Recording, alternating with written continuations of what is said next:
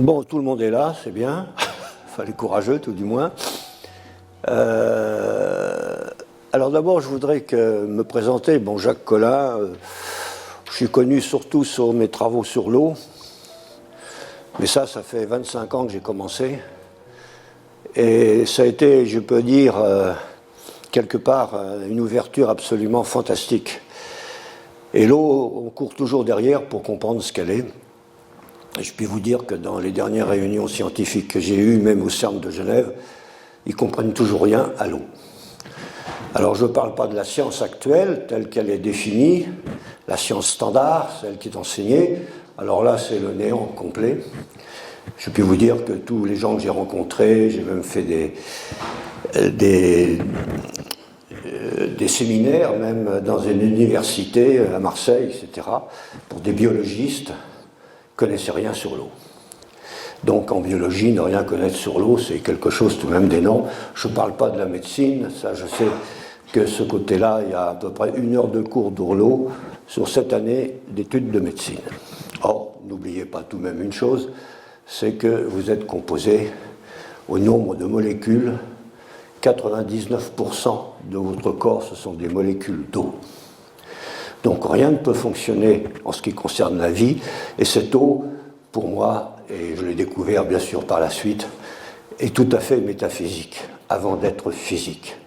Donc c'est une espèce de point de liaison entre notre monde sensuel tel que nous le connaissons, et qui est extrêmement réducteur, et le monde métaphysique, c'est-à-dire virtuel, etc., qui fonctionne non seulement dans notre espace-temps, mais dans d'autres dimensions d'espace-temps, et nous allons parler de tout ça. Alors, je vous rappelle tout de même le thème de la conférence d'aujourd'hui. Je ne sais pas si vous avez lu. Les ovnis sont-ils des messages et des signes de notre futur, porteurs d'une nouvelle humanité? Et alors là, tout à l'heure, je vais vous exposer un peu, moi, mon parcours personnel qui m'a permis d'écrire cela. Des formes d'intelligence provenant d'autres univers sont présentes depuis des millénaires sur notre planète. Ça, c'est incontestable. Sous forme, bien sûr, de dieux, etc., que l'on a adorés dans toutes les civilisations. Elles ont été longtemps considérées comme des dieux. Depuis quelques années, elles apparaissent et se manifestent de plus en plus fréquemment. Que veulent-elles nous dire? Certainement plus évoluées au niveau de la conscience et de l'intelligence spirituelle, nous sommes toujours incapables d'imaginer leur réalité par rapport à la nôtre. Enfermés que nous sommes dans notre monde physique et nos structures mentales et intellectuelles très réductrices. Les ovnis fonctionnent-ils dans des dimensions temporelles? Quelles énergies utilisent-ils? Ce sont deux concepts qui ont échappé à la science rationaliste et officielle. Les gouvernements sont au courant, ça je puis vous le dire, et censurent par une savante désinformation leurs manifestations, de peur de voir s'écrouler les croyances de l'humanité sur lesquelles ils s'appuient pour gouverner. Leurs révélations risqueraient de provoquer des désordres sociaux, religieux, aux conséquences incalculables. Sommes-nous à même d'affronter et d'accepter cette réalité? Alors vous voyez, tout cela, c'est gigantesque. Quel est mon parcours pour découvrir tout cela? L'eau, comme je vous ai dit, m'a porté depuis 25 ans, mais en fait, depuis mon plus jeune âge, j'ai toujours rêvé que le monde que je vivais n'était pas le bon.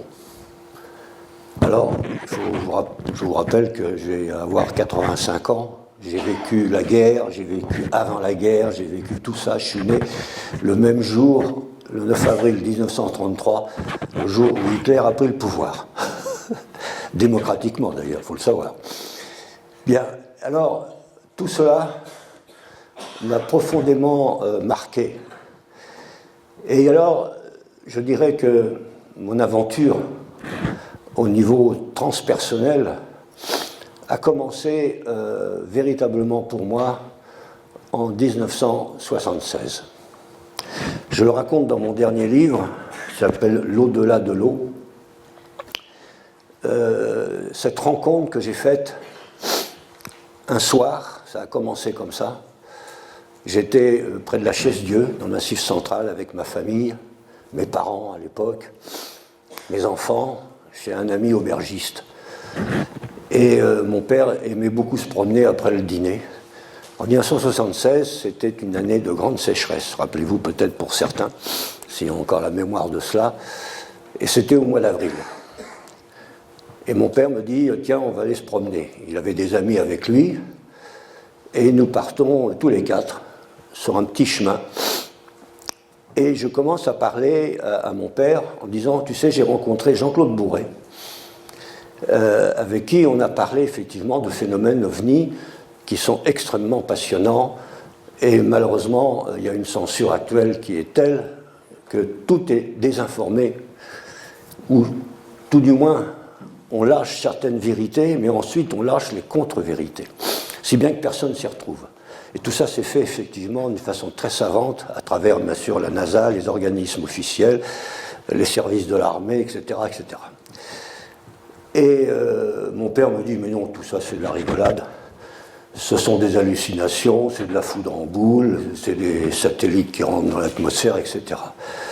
Et je m'énerve un peu, je dis non papa, c'est pas ça du tout, c'est des choses effectivement qui ont été constatées, ça a été filmé, etc., etc. Et à ce moment-là, paf, apparaît quelque chose. Alors cette apparition, c'était un système, si je peux dire, plasmique, qui n'était pas matérialisé, qui avait une forme effectivement de soucoupe. Et je vais vous montrer d'ailleurs un film qui est tout à fait semblable à ce que j'ai vu. Et la première chose qui se passe quand vous voyez ça, vous êtes dans un état de sidération complète, un état d'inhibition. Et vous sentez que cette chose qui apparaît est intelligente. Effectivement. Cette espèce de forme plasmique avait une forme de soucoupe qui faisait à peu près 15-20 mètres de long, 5-6 mètres de haut. On l'avait bien repéré, c'était dans un champ. Au fond, il y avait la lisière de la forêt.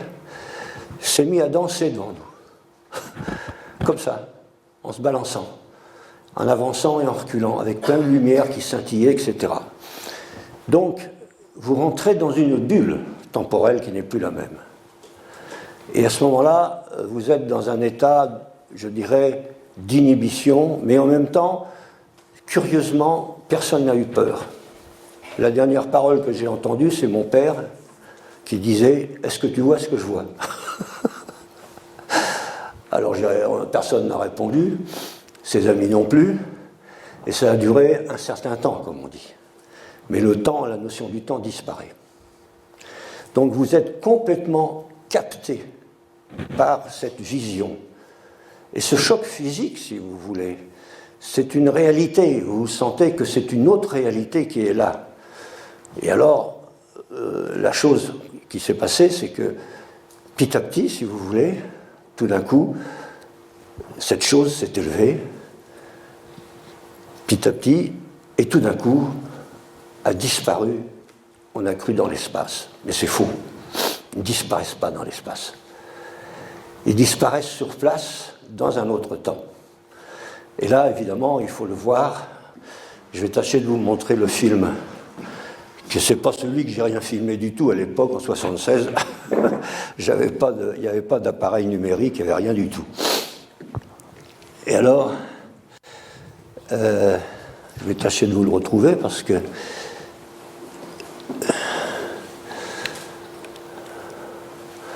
alors, attendez.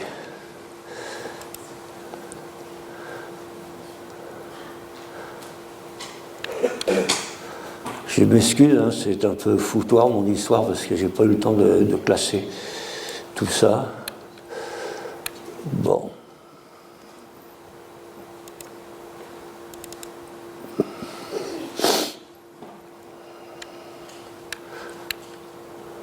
Voilà.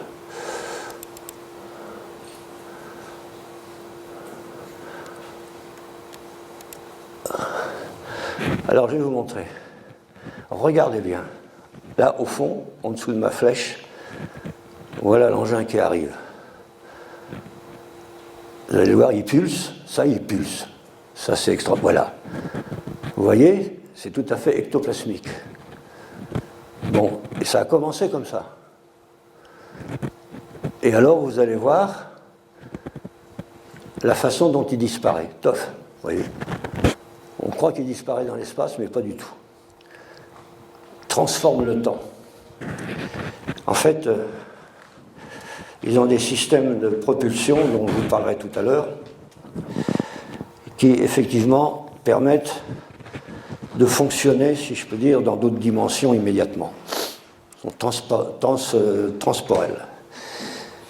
transtemporels, pardon. Alors donc ça a été mon premier choc, si je peux dire. Et en 1977, vous vous rendez compte, ça remonte tout de même pas de 40 ans, il s'est passé d'autres choses, bien sûr, très importantes pour moi. J'ai eu la chance un jour que je me promenais au Boulmiche, à Paris, je suis parisien d'origine, j'ai un ami que je rencontre, qui me dit « Jacques, écoute, il y a quelque chose d'extraordinaire, figure-toi que je rencontre ce soir un type de la NASA qui fait une projection privée des premières photos d'Apollo 11 sur la Lune. » Ah bon? Oui, mais les vraies, en Kodachrome. Celles qui n'ont jamais été éditées, bien entendu. Eh bien, si tu veux, je t'invite. Je lui ai demandé que tu viennes. Bon. Ce monsieur de la NASA, il s'appelle Serge Léonard. Et il faut savoir qu'il a voulu sortir un livre. Et ce livre s'appelait, intitulé « Il n'était pas seul sur la Lune ». Et là, évidemment, c'était un livre qui racontait exactement ce qui se passait, comment la Lune était habitée, comment, effectivement, il y avait des bases. Et là, je vais vous montrer quelques photos, vous allez voir, qui sont en noir et blanc, malheureusement. Mais ce livre n'a jamais pu sortir aux États-Unis. Il a été saisi dès l'impression.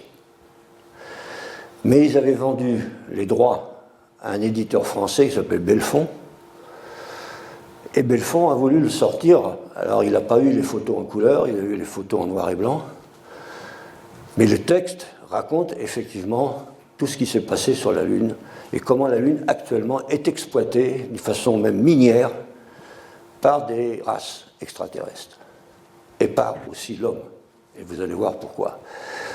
Petit à petit, on commence à déclassifier tout ça, et notamment la NASA, le Pentagone, etc. On commence à trouver sur YouTube, des choses comme ça. Tout ça est emmagasiné dans un hangar qu'on appelle le hangar numéro 1 aux États-Unis, qui se trouve je ne sais plus où, dans le Colorado. Et on peut aller voir ces archives. Personne n'y va puisqu'il n'y a pas eu de publicité pour le faire. Pour vous dire que tout est toujours actuellement verrouillé, et surtout en France. Surtout en France.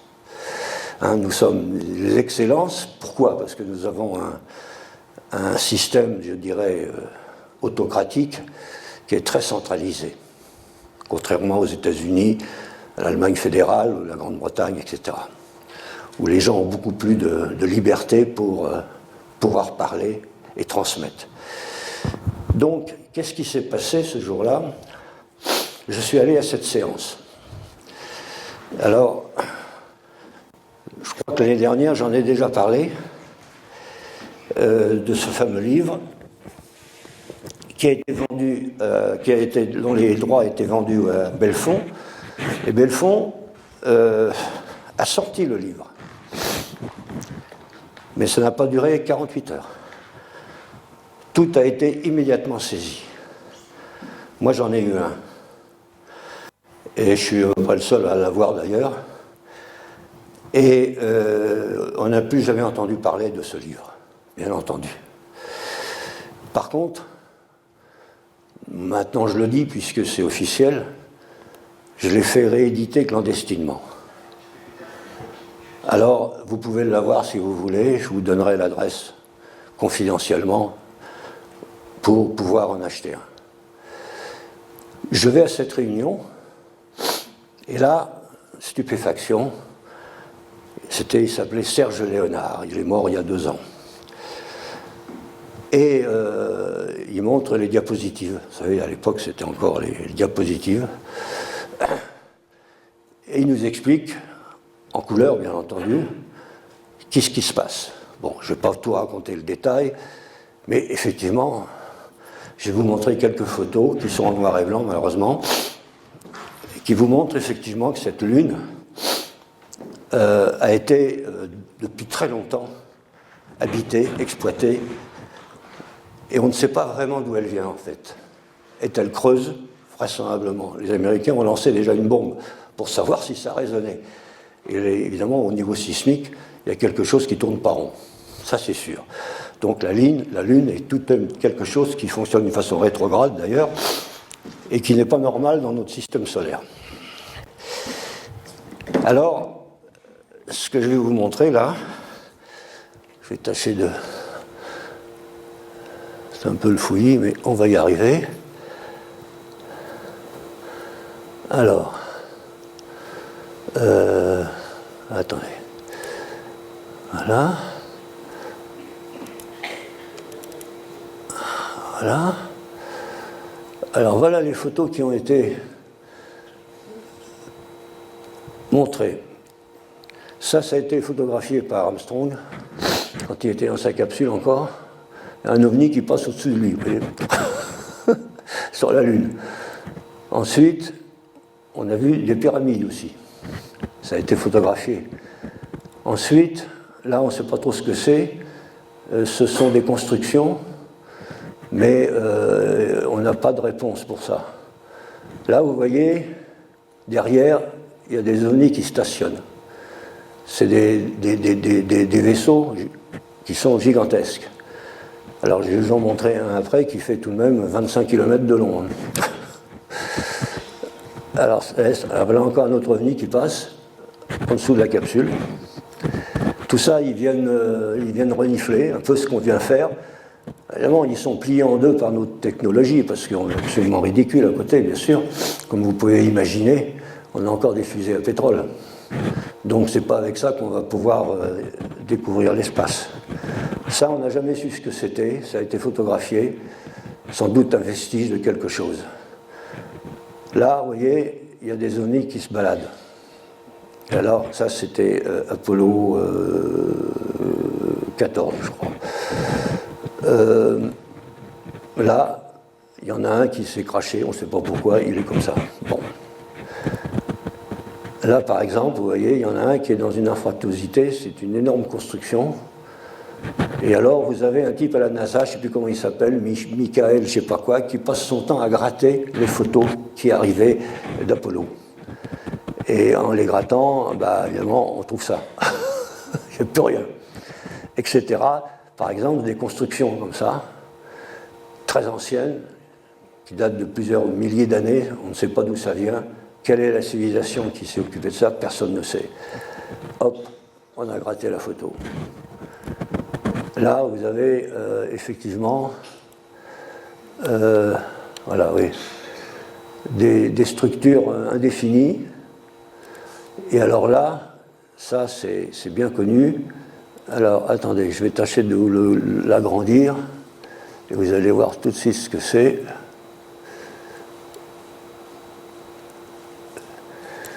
Voilà. Alors, ce sont des traces, des constructions, on ne sait pas trop. Tout ça, ça a été photographié par Apollo 11. Ensuite, ensuite, il y en a d'autres, bien sûr. On va remettre ça à 0. Voilà. Alors, attendez, je ne sais plus où j'en suis. Oui, c'est ça.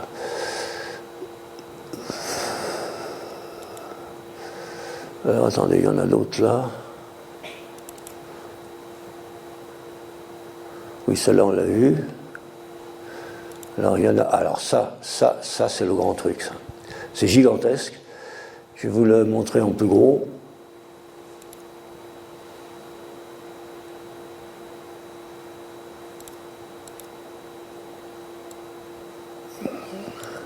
C'est situé sur le cratère, sur la face cachée de la Lune. C'est une immense construction, vous voyez, une sorte de gratte-ciel immense qui fait plusieurs milliers de mètres. Donc on l'a photographié plusieurs fois. Évidemment, ça n'a jamais été montré au public, bien entendu. Mais si vous voulez, ça reste encore quelque chose, si vous voulez, de mystérieux, mais pas si mystérieux que ça, vous allez voir après ce qui s'est passé. Donc on est sans arrêt, si vous voulez, sur la... Voilà, encore une pyramide qui se promène. Et là, vous avez encore une construction aussi énorme. Et celle-là aussi, voilà, on va l'agrandir. Elle est connue. Vous voyez, c'est pris à partir des structures d'Apollo. Donc tout ça, effectivement, ça n'a jamais été porté au niveau public, bien entendu, vous pensez bien. On ne va pas raconter que la Lune est habitée, etc. Alors que l'autre jour, j'ai écouté encore à la télévision un scientifique très célèbre, dont je ne donnerai pas le nom, qui nous disait, effectivement, nous recherchons s'il n'y a pas une vie ailleurs que sur la Terre. Et il expliquait qu'on avait lancé des sondes pour précisément voir s'il n'y avait pas un astéroïde sur lequel il y aurait un élément vivant, genre bactéries ou choses comme ça, qui prouveraient qu'il y a autre chose que sur la Terre qui existe. Vous vous rendez compte? Alors, soit c'est complètement l'ignorance, mais ça, je ne voudrais pas le croire, ou c'est le mensonge, ou alors on fait l'âne batté. Je ne comprends pas. Donc j'ai eu des discussions avec certains de ces gens, et ils disent oui, on n'a pas autorisation pour dire quoi que ce soit que ce que l'on dit. Alors vous voyez, ils sont au service, effectivement, du système. Alors vous voyez, ce que je viens de vous raconter là, c'était donc avec notre ami Serge Léonard. Alors Serge Léonard, il a disparu il y a 2 ans maintenant. Et depuis, bien sûr, j'ai eu beaucoup de contacts et qui m'ont confirmé, et moi-même j'ai eu d'autres apparitions, bien sûr, de messages. Et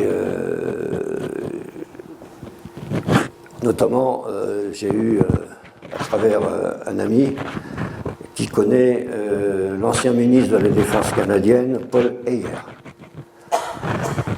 Et celui-là, il y a quelques années, donc il est à la retraite maintenant, a demandé la divulgation du secret extraterrestre et a interrogé Bill Clinton, qui a avoué lui-même d'ailleurs qu'il avait un gouvernement secret dans son propre gouvernement sur lequel il n'avait aucun pouvoir. Alors vous voyez, ça je pense que notre ami Jean-Pierre là-bas, il faut raconter des trucs qu'il a vu pas mal. Et effectivement, en fait, il s'est passé des choses, c'est que la défense aérienne américaine avait pour mission, lorsque des ovnis pénétraient dans le ciel américain, devaient être pourchassés. Alors, il s'est passé des choses assez curieuses. Il y a eu des avions militaires américains qui ont été détruits par les ovnis. Alors, en fait, c'est pas l'OVNI qui a voulu détruire. C'est plutôt, il se passe que dans ces ovnis, il y a un champ qui entoure le vaisseau extraterrestre et qui assure sa propulsion, en produisant de la gravité différentielle, produite en raison des différences de champ temporel, justement, on va en parler encore tout à l'heure, qui sont nécessaires au déplacement. C'est des combinaisons de champs qui réduisent la résistance des matériaux. C'est un début de dématérialisation, d'ailleurs, ce qu'on appelle. C'est pour ça qu'ils se dématérialisent. Et jusqu'au point où ils ne sont plus assez résistants pour supporter les contraintes. C'est-à-dire, je parle des avions, qui s'approchent de trop près de ces ovnis, et ils sont calculés pour des contraintes qui sont tout à fait légères. Il ne faut pas l'oublier, c'est nos avions de chasse et tout ça. Les avions militaires sont construits dans des matériaux qui ont des facteurs de résistance, il faut le dire, relativement faibles par rapport à un ovni, bien entendu. Et les avions se disloquent complètement à l'approche des ovnis. Et ça, on l'a remarqué, et je vous dirais que je vais continuer à vous expliquer ce que j'ai comme connaissance à ce sujet-là actuellement. Il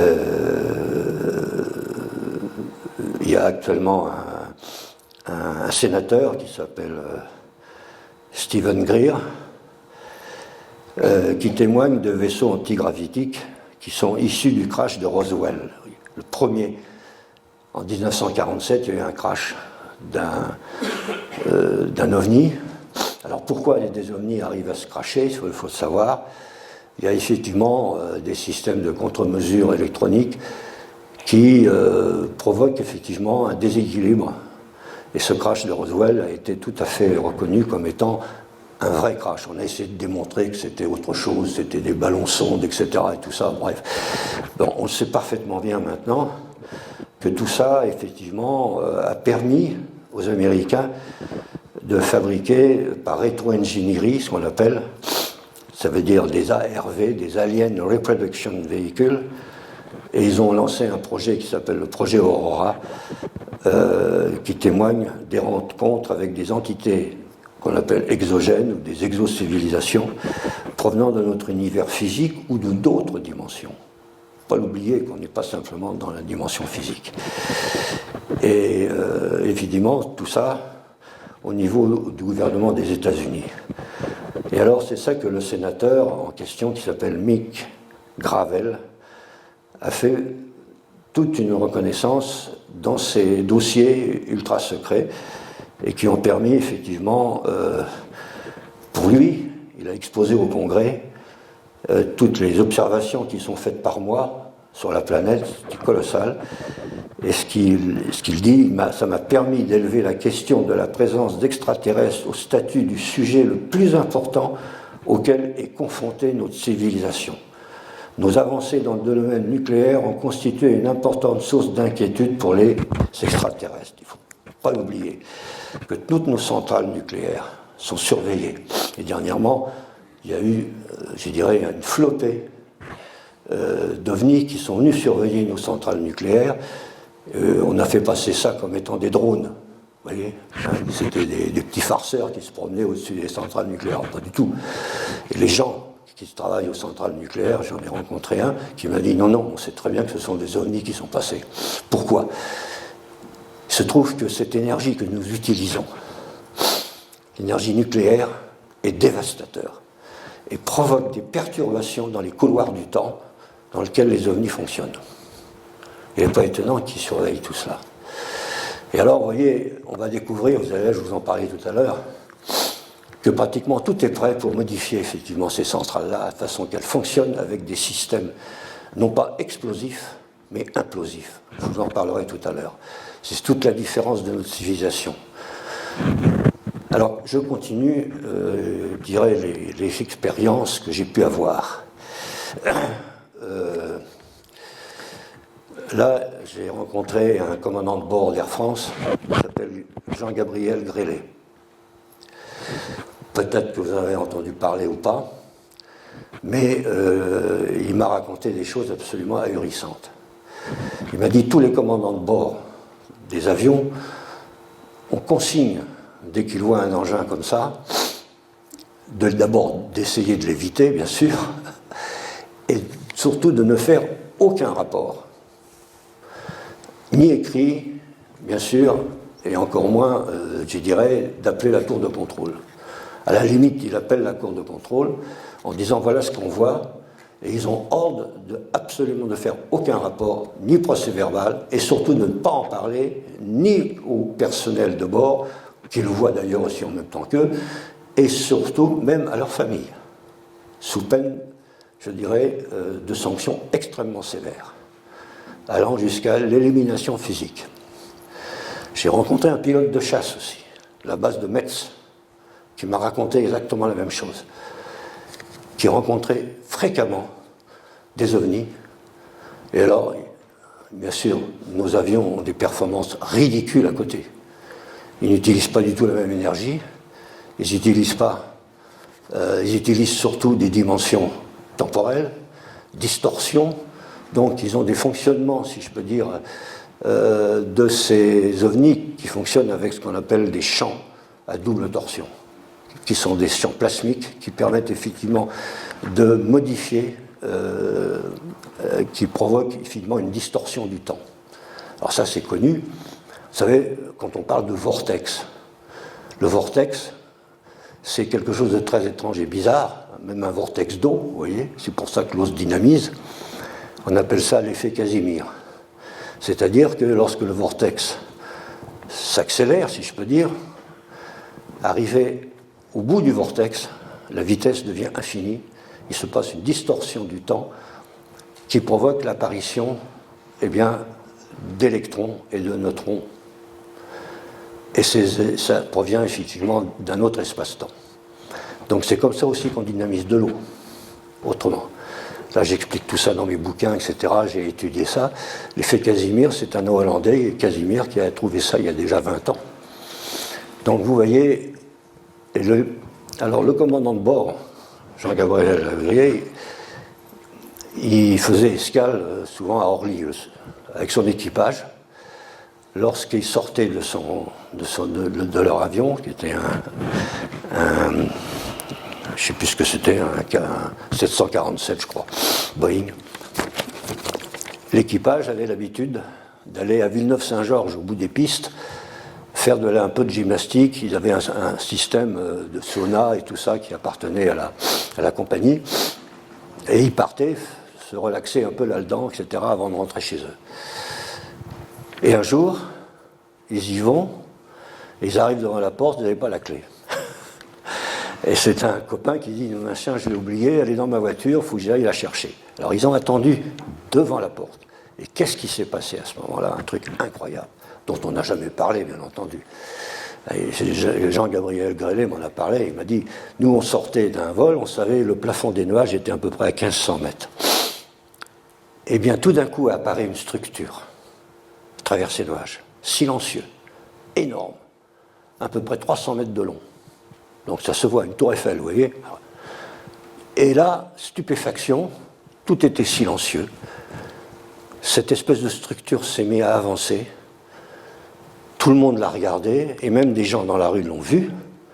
Mais vous savez, quand vous voyez un truc comme ça, la première chose que fait votre cerveau, il cherche à censurer les choses. Ce n'est pas notre réalité. Et ça, effectivement, vous verrez qu'à chaque fois, vous trouverez des bonnes raisons pour dire que non, c'est pas vrai, ça n'existe pas, c'est pas possible. Et vous voyez, actuellement, j'écris un roman, enfin je l'ai écrit, ça y est, c'est fini, je l'ai écrit sous forme de roman, et ça s'appelle La réalité ultime. Donc, on n'a jamais connu, nous, en tant que, je dirais, population humaine, cette réalité-là. Nous ne la connaissons pas. Ce sont les lois profondes de l'univers qui sont nichées quelque part et qui, comme le disait Einstein, je voudrais bien connaître l'intention de l'univers avant qu'il ait été créé. Bon, on n'a jamais trouvé, bien entendu, mais ça, on s'aperçoit maintenant que de plus en plus, il y a une science qui se développe à une vitesse foudroyante, et en dehors de toutes les sciences standards officielles telles enseignées dans les universités, qui s'appelle la science donc métaphysique. Donc c'est une métaphysique de cette science, car l'essentiel est invisible à nos yeux, comme vous le savez, tout est virtuel. Et le problème, il est là, c'est que, comme me disait Jean-Gabriel Grellet, il me disait en définitive, ce que je viens de voir et ce que nous venons tous de voir, nous ne pouvons pas imaginer ça. Impossible. Il n'y a pas de réponse à ça. Vous êtes scotché. Et c'est ça la grande erreur de l'humanité, c'est que nous ne connaissons pas cette réalité ultime pour la bonne raison que nous avons fait un mauvais choix. Alors, on ne va pas raconter l'histoire humaine, bien entendu, mais il faut savoir que l'espèce humaine est très récente dans l'existence de l'univers. C'est sans doute pour ça qu'on fait beaucoup de bêtises. On n'a pas encore d'expérience, mais vous avez des exocivilisations, et là je vous raconterai quelque chose tout à l'heure qui sont vraiment impressionnants, qui ont des centaines de milliers d'années d'avance sur nous.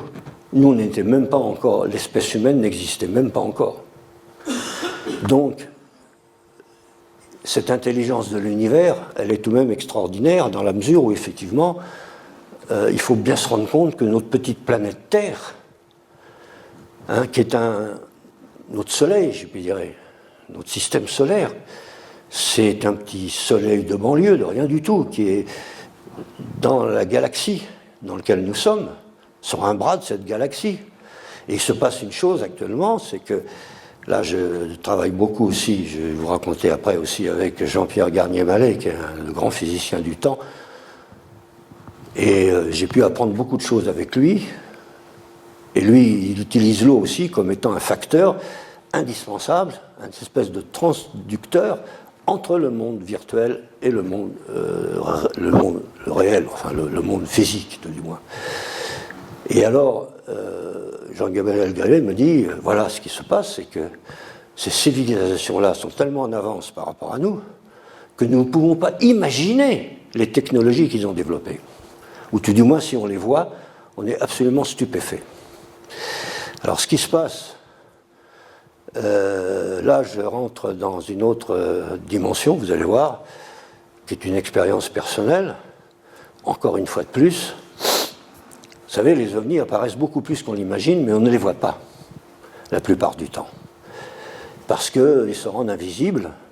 Mais de temps en temps, malheureusement, j'ai un film là-dessus sur un film de FR3, je crois, oui, c'est ça, sur, comment on appelle cette émission, où on voit des paysages, etc. Enfin, une émission classique, tout le monde regarde d'ailleurs. Et devant l'objectif, c'est à Auxerre, passe un truc à toute vitesse. Le journaliste ne fait pas attention, il croit que c'est une mouche. En fait, quand il repasse le film au ralenti, il s'aperçoit que c'est un magnifique ovni qui passe à une vitesse fantastique et qui fait un virage à angle droit. Et il dit non, ça peut pas être un pigeon ou un truc comme ça qui passe, c'est impensable. Et alors on découvre petit à petit toutes ces choses-là. On commence à comprendre comment fonctionne tout ça. Et effectivement, je vais vous apprendre des petites choses, par exemple. Les papillons, les mouches ne volent pas avec la sustentation de l'air. Ils fonctionnent avec un système qui est effectivement dégravite complètement leur vol. Regardez une mouche, la vitesse où ça va, c'est pas l'air qui le sustente, c'est tout à fait un système antigravitationnel. On appelle ça l'effet papillon. Alors on a beaucoup travaillé là-dessus, et là je n'aurai pas le temps de vous en parler ce soir, mais il y a un très grand scientifique, dont je ne donnerai pas le nom, qui travaille avec la NASA aussi, effectivement. D'ailleurs, il a été sollicité, il n'a pas voulu y aller parce qu'il savait qu'il ne reviendrait pas.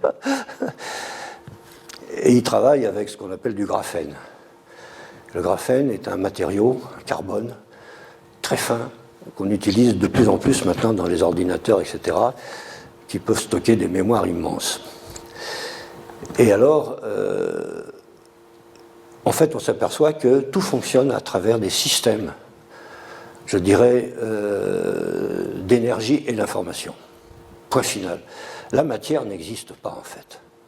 Alors là, je puis vous l'annoncer officiellement.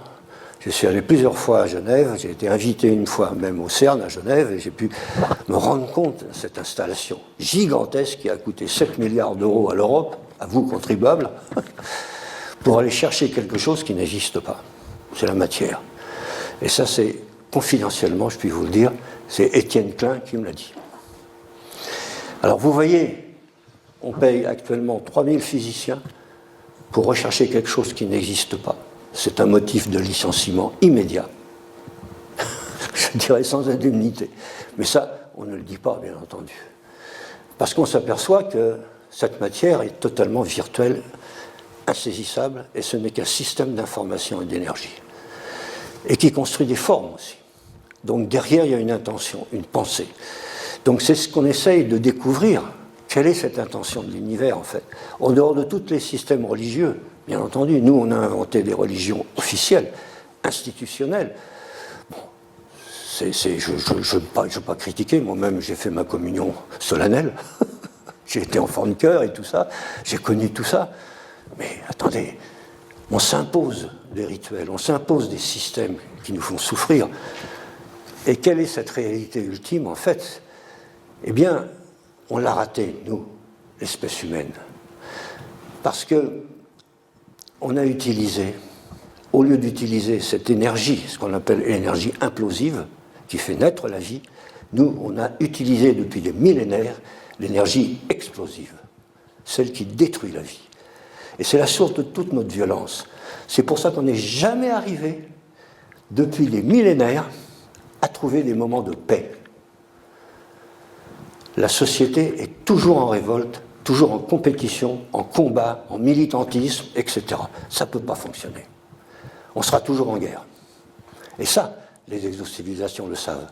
Et il y en a, précisément, qui commencent à intervenir pour essayer de nous faire comprendre, à condition qu'on accepte de comprendre.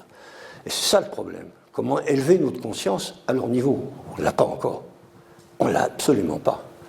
Hein, on est dans le mysticisme, on est dans toutes sortes de choses qui sont très bien, mais la meilleure volonté du monde, il n'y a rien à faire, on retombe toujours dans les mêmes erreurs. Regardez en ce moment. Donc, effectivement, cette énergie explosive, c'est le feu, alors que l'autre côté, en fait, c'est une énergie implosive, c'est le vortex, qui, effectivement, est silencieuse, sans bruit, et qui part de quelque chose qui est informel et qui le forme, et qui construit la vie. Alors, je ne vais pas avoir le temps de vous expliquer tout ça, parce que c'est passionnant. Moi, je fais de la biologie depuis 25 ans, et plus je rentre dans cette biologie au niveau des réalités, voir comment fonctionne notre corps, si nous ne mettons pas en accord notre corps biologique avec justement la pensée de cet univers, on finit malencontreusement malade à l'hôpital. Ça finit très mal. Donc c'est une espèce de dégradation permanente du physique. Et là, j'ai pu vous dire qu'il y a une race extraterrestre qui s'appelle les Tall Whites, c'est les grands blancs, ce qu'on appelle, on appelle ça les nordiques, qui essayent de nous sortir de la mouise. Ils font ça par petites touches, ils font ça à travers effectivement des gens qui commencent à comprendre que ces gens-là peuvent, ces êtres-là, qui fonctionnent dans plusieurs dimensions, peuvent nous apporter des solutions, notamment sur le vieillissement. Alors je vous signale, à tout hasard, parce que je n'ai pas le temps de vous faire des cours en biologie, comment fonctionne notre corps, c'est-à-dire qu'on a supprimé la frontière qu'il y a entre la matière et l'esprit. Tout est fusionné et fusionnable. Et à ce moment-là, les polarités ne fonctionnent pas de la même façon. Bon, alors, je n'ai pas le temps de vous raconter tout ça, mais je vous signale aussi, il y a un document très intéressant d'un physicien en colère qui explique pourquoi on a raté notre civilisation depuis des millénaires, à cause de cela. Donc, le problème, c'est que nous sommes, je dirais, formés à cette thermodynamie, à savoir que tout système ne peut pas donner plus d'énergie qu'elle en a potentiellement. C'est appris dans toutes les écoles, les facultés, etc. Il ne faut pas, surtout pas transiger là-dessus. C'est absolument absolu. Alors que nous savons, et là je n'ai pas le temps de vous raconter que toutes les machines à énergie libre qui ont été inventées depuis des lustres, d'ailleurs c'est surtout Tesla qui a beaucoup mis la main là-dessus, il a fait tourner une voiture en 1933 qui s'appelle une marque qui était connue à l'époque, qui était fabriquée par Westinghouse, une Arrow Pierce, qui tournait pendant des jours entiers sur une piste à 140 km/h, avec tout simplement une antenne qui captait cette énergie. Donc c'est une question de fréquence, bien entendu. Alors je ne vais pas raconter tous les détails, on n'a pas le temps, mais savoir que, effectivement, on l'a immédiatement arrêté, cette histoire. Vous pensez bien, mais la voiture a été reconstituée depuis. Et elle marche. C'est une voiture, effectivement, qui utilise et pompe, si je peux dire, du temps, tout simplement. C'est incroyable, ça. Donc, elle capte en quelque sorte, je dirais, cette énergie, qui est le fondement même du fonctionnement de cet univers. Alors, vous voyez, par exemple, que actuellement, faudrait que je vous montre un petit schéma où il se passe actuellement, il faut le reconnaître, une accélération du temps. Chacun cherche à comprendre ce que c'est. Alors on dit oui, c'est une impression du cerveau, etc., etc. Mais le cerveau n'est qu'un système, un émetteur-récepteur, point final, c'est tout ce que c'est. Hein. Et on en est encore actuellement, si vous voulez, à analyser le cerveau, comme Louis XIV, si vous voulez, analyserait un poste de télé, il démontrait tout à fait le poste de télé pour voir où se trouve l'image. On en est encore là. Donc, il faut bien comprendre que nous sommes une caisse de résonance de tout cet univers. Notre moindre biologie, notre moindre cellule, notre moindre ADN, je n'ai pas le temps de vous faire un cours là-dessus, mais c'est absolument extraordinaire. Et nous, on fait exactement l'inverse. Nous savons très bien maintenant que beaucoup d'animaux savent fonctionner avec ce qu'on appelle effectivement les transmutations biologiques à basse température. Dire que votre corps fait tout simplement de la fusion froide. Et c'est comme ça que les ours polaires, les bêtes hibernent, etc., ils fonctionnent avec cette énergie-là. Nous, on a privilégié l'énergie thermodynamique. Donc cette thermodynamie, c'est l'entropie, ce qu'on appelle, c'est-à-dire ça finit par mourir, ça disparaît dans le néant, point final. Après, adieu, on n'a plus que la mémoire que vous laissez sur la planète. C'est pas grand-chose. Le reste, on ne sait pas. Il ne faut surtout pas se poser de questions. On n'a pas encore relié notre science avec les champs de conscience. Alors que maintenant, on commence à pouvoir le faire par cette nouvelle science qui apparaît, vous allez en entendre parler. Pour l'instant, on en parle peu, surtout pas dans l'université, mais je connais des professeurs qui n'ont pas démissionné parce que c'est leur gagne-pain, mais qui ont formé des associations parallèles pour expliquer ce qui se passe. Notamment un type avec qui je côtoie qui s'appelle Marc-Henri, qui est un agrégé en physique, chimie, etc., et qui n'en peut plus d'enseigner ce qu'il enseigne actuellement à l'université de Strasbourg. Alors, il ne peut pas démissionner parce que c'est son gagne-pain. Mais le recteur lui a dit, monsieur Marc-Henri, vous devez vous plier exactement au programme, sinon on sera obligé de se séparer de vous. Donc il a dit, d'accord, je continue à enseigner quelque chose auquel je ne crois pas, et je forme une association en parallèle où j'explique les choses. Ça s'appelle Quantum. Non, Nature Quant, pardon, m'excuse. Ou Quant O, plus exactement. J'y arriverai, ça y est, cette association. Donc il explique effectivement comment fonctionne l'eau, puisqu'il est très porté là-dessus, et on se rejoint complètement, ensemble. On en a discuté. Il m'a dit, oui, effectivement, nous sommes des gens, effectivement, qui provenons, quelque part, de quelque chose qui est informel au départ, qui n'est pas formé, mais qui existe. Il y a une préexistence. Donc tout ça, on a fait les Américains ont fait énormément d'essais là-dessus. Il y a un type qui s'appelle Burr qui a démontré effectivement qu'il y avait une sorte de préexistence avant de pouvoir naître dans ce monde physique. C'est un peu, si vous voulez, comme un aimant, vous voyez. Hein, vous ne voyez rien. À partir du moment où vous mettez de la limaille de fer, vous avez effectivement une forme qui se construit. À partir, évidemment, d'un courant énergétique et informationnel. Donc c'est comme ça que se construit votre corps. Donc nous, on est parti à l'envers. On part de la matière pour essayer d'expliquer jusqu'où ça va. Et à chaque fois, comme on n'a pas compris que ça allait au-delà, eh bien on est enfermé. Et toute cette science hyper matérialiste qui est enseignée encore actuellement dans les sciences standards, ils n'arrivent pas à se dépêtrer de tout ça. Et moi, l'eau, ça m'a permis effectivement d'être, en fait, quelque part où je ne connaissais rien, un ignorant qui se sait. Ça, c'est important. Il y a tellement d'ignorants qui savent qu'ils ne savent pas ce qu'ils sont, qui disent n'importe quoi. Le problème, il est là. C'est pas, c'est même, j'ai plus Rabelais qui disait ça, science sans conscience n'est que ruine de l'âme. Déjà, c'était connu. C'était connu des Égyptiens. C'était connu aussi également des Sumériens, etc. Enfin, moi, j'ai fait beaucoup d'études. J'ai été en Égypte 3 fois. J'ai étudié avec des Égyptiens et non pas ce qui est enseigné là-bas aux touristes. C'est absolument énorme, ça ne veut rien dire du tout. Ça, ce sont des aristocrates britanniques qui ont formaté, si je peux dire, l'histoire qu'on vous raconte aux touristes. Moi, j'ai travaillé avec des vrais Égyptiens. On a été dans des centres, évidemment, souterrains, pour montrer comment fonctionnait l'humanité pendant le déluge, etc. Je pourrais vous raconter des choses incroyables. Et c'est là où on a, nous, cette capacité énorme de pouvoir dire que nous avons un double. Ce double, c'est nous-mêmes, ailleurs, qui fonctionne dans tous les temps et qui est encore proche du Créateur, de la lumière de ce Créateur. Et ça, on l'a oublié. Les Grecs appelaient ce double la Gouelos. Alors ça voulait dire quoi, ça? La Gouelos, c'est en fait la lumière. G, le temps, Elos, la lumière.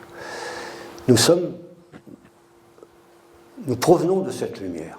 Et en biologie, on l'explique très bien maintenant. Je travaille beaucoup avec, notamment, la biologie de la lumière de Fritz Albert Popp, qui est un Allemand, qui a expliqué comment fonctionne notre corps. Comment le moindre de vos cellules finit par mourir. Bon, je ne vais pas rentrer dans tous les détails, ce n'est pas le lieu du sujet. Mais c'est pour vous dire qu'actuellement, notre intelligence est encore au niveau le plus bas sur la planète Terre, mais dans la dimension de notre, je dirais, galaxie. Hein, nous sommes sur un petit bras de la galaxie, et actuellement, il se passe un phénomène, ce qu'on appelle l'apocalypsos, Saint Jean l'avait prévu, ça veut dire la révélation du cachet. Et c'est ça ce qui se passe actuellement. Cette accélération du temps est due exactement au fait que notre système solaire se trouve exactement dans l'écliptique de la galaxie face à un trou noir majeur. Ce trou noir est un vortex qui tourne à une vitesse fantastique. Tout l'univers tourne. Demandez à un scientifique, à n'importe lequel, dites-lui simplement, ah oui monsieur, c'est intéressant ce que vous racontez, mais dites-moi pourquoi n'importe quel atome de votre corps tourne sur lui-même à une vitesse pratiquement à la vitesse de la lumière. Et ceci depuis 14 milliards d'années, supposé, c'est une hypothèse. Là, aucune réponse. Le monde est en mouvement sans arrêt. Et ce mouvement-là, c'est ce qui fonctionne strictement avec cette énergie de l'hyperespace, qui est à nos dispositions. Actuellement, je n'ai pas le temps de vous raconter tout ce qui est au point. Je connais même des gens avec un potager, ils font, grâce à la photosynthèse, ils allument leur maison. Ils disaient ça à personne. Je ne vais pas vous dire lequel, parce qu'il se ferait fusiller, le gars. Vous voyez, un type comme Tesla, le jour où on avait financé cette fameuse tour qui s'appelle la Wardenclyffe, une tour énorme qui captait effectivement cette énergie-là et qui allumait les lumières à 40 km autour. Et c'est le type qui finançait ça, comme par hasard, c'était un type qui s'appelait Morgan, une banque après. Et la première chose qu'a demandé à Tesla, Morgan, mais dites donc, votre truc, où mettons le compteur? Donc il a fait détruire cette tour. Vous voyez, tout ça, effectivement, nous sommes actuellement encore dans le b.a.-ba des choses. Et cette réalité ultime va nous débarquer sur la figure bientôt. Et ça, l'accélération du temps, c'est dû effectivement à ce que ce vortex, qui est tout simplement un trou noir, hein, eh bien, c'est pas autre chose que cet hyper-espace, cette matière noire dont on cherche partout le secret. En fait, c'est ça. Donc, actuellement, on est en train de renverser complètement toutes les théories scientifiques parce qu'il ne s'agit pas de partir de la matière, il s'agit de partir de la pensée. Alors, je n'ai pas besoin de vous dire que la force de la pensée, c'est elle qui fait tout dans les champs de conscience. C'est évident, ça, c'est tout. Et qu'est-ce qu'il y a au sommet de tout ça? Et plus vous fonctionnerez d'une certaine façon, c'est-à-dire en dehors de toute violence, en dehors de tout rapport de force, en dehors de tout militantisme, et que vous fonctionnerez silencieusement, avec bienveillance, mais avec fermeté, il ne faut pas l'oublier non plus. Hein. Il ne faut pas être des bisounounours, pas du tout. Eh bien, c'est à ce moment-là que vous verrez des changements incroyables dans votre vie personnelle. Et tout ça se fait d'une façon silencieuse, petit à petit. Et vous voyez, c'est ce que nous apprennent actuellement ces exocivilisations. Alors je continue un peu l'exploration de ça pour vous dire qu'il se passe des choses absolument ahurissantes actuellement. J'ai pu avoir des contacts avec un type de la DGSE, donc Direction Générale du Service Extérieur, de l'espionnage, et il y a des contacts en France avec des bases extraterrestres. Et ça, l'armée est bien au courant. On ne dit rien, bien entendu. Il y a eu des rapports qui ont été faits et que le gouvernement a caché. Ce fameux rapport sur les ovnis qui ont été faits par le GEPAN, ce qu'on appelle, c'est un organisme qui est chargé effectivement d'évaluer ces problèmes. Un rapport qui a été donné. À quoi faut-il s'attendre en parlant des ovnis? Ce rapport a été donné à l'époque à Jacques Chirac et Jospin, qui sont empressés de les cacher. Ils n'ont pas voulu divulguer quoi que ce soit à ce sujet-là. Et pourtant, les questions étaient posées. Mais on est toujours verrouillé. Vous n'entendrez jamais parler de quoi que ce soit à ce sujet-là, sinon des absurdités sans nom. Donc, nous vivons à côté de notre propre réalité, de cette réalité ultime dont je vous parlais tout à l'heure. Eh bien, dans tout cela, si vous voulez, j'ai pu assister dernièrement encore, dans ma région, j'habite Cluny, il y a 2 ans, il y a un ovni qui a atterri dans la forêt. Beaucoup de gens l'ont vu le soir, une espèce d'énorme boule. Et moi, je ne l'ai pas vu. C'est un gars qui m'a dit, tu vois, il a atterri, je ne sais pas, mais il est descendu dans la forêt, il m'a indiqué l'endroit. J'y suis allé le lendemain. Et je savais à peu près le chemin, c'est un chemin forestier. Et je arrive, effectivement, ce chemin forestier, il en croise un autre, il y a une énorme clairière. Et là, qu'est-ce que je vois? Les traces. Un cercle, à peu près de 15 ou 20 mètres de diamètre. Et là, je regarde, je me penche. La terre était vitrifiée. J'ai dit, bon, c'est là où il s'est posé. Et alors, toujours pareil, j'avais pas mon portable. Je voulais prendre une photo, je ne l'ai pas pris. J'aurais dû prendre aussi de la matière, je ne l'ai pas pris non plus. Je suis parti, je leur ai dit, je vais revenir demain. Et quand je suis revenu demain, tout avait été effacé par les gendarmes. J'en ai discuté avec un gendarme. Alors il était très gêné, parce que j'ai mis les pieds dans le plat. Il m'a dit, je ne devrais pas vous le dire, mais nous avons ordre par tous les moyens de faire disparaître toutes ces traces-là. Et nous sommes assermentés pour le faire. Il n'est pas question de dire quoi que ce soit à qui que ce soit, et même à notre famille. Paf, au final. Alors ça, vous êtes prévenus. Alors vous voyez dans quel mensonge on vit. Un mot de conclusion déjà? Mais j'en suis qu'au préambule. Bon. Alors, vous voyez, tout ça, c'est pour vous dire que ce phénomène-là, actuellement, devient de plus en plus important. Et dernièrement, en conclusion, je vais vous dire, je suis allé au col de Vence. Et là, il se passe des manifestations tous les jours. Et là, j'ai un type que je connais bien, qui communique l'été avec les ovnis. Il a un système de télémétrie, c'est-à-dire un rayon laser qui porte à 40 km. Il code, un peu comme nos morses, un certain nombre de signaux, et immédiatement, il y a un ovni qui arrive. Il m'a montré les films, il m'a montré les photos, et il emmène toute sa famille, et tous les gens peuvent venir le voir avec lui.